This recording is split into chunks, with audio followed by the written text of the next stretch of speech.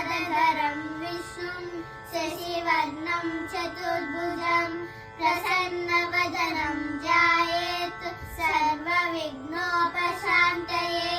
व्यासं वसिष्ठनप्तारं शक्तेर्पौत्रमकल्मषं पराशरात्मजं वन्दे सुखदातं तपोनिधिं। व्यासाय विष्णुरूपाय व्यासरूपाय विष्णवे नमो वै ब्रह्मनिधये वासिष्ठाय नमो नमः। अविकाराय शुद्धाय नित्याय परमात्मने सदैकरूपरूपाय विष्णवे सर्वजिष्णवे। यस्य स्मरणमात्रेण जन्मसंसारबन्धनात् विमुच्यते नमस्तस्मै विष्णवे प्रभविष्णवे। ॐ नमो विष्णवे प्रभविष्णवे।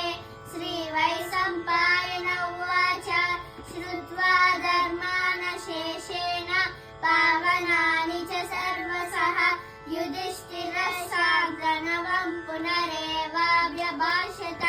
युधिष्ठिर उवाच किमेकं दैवतं लोके किं वाप्येकं परायणं सुवर्णकं कमच्छन्तः प्राप्नुयुर्मानवा शुभम्।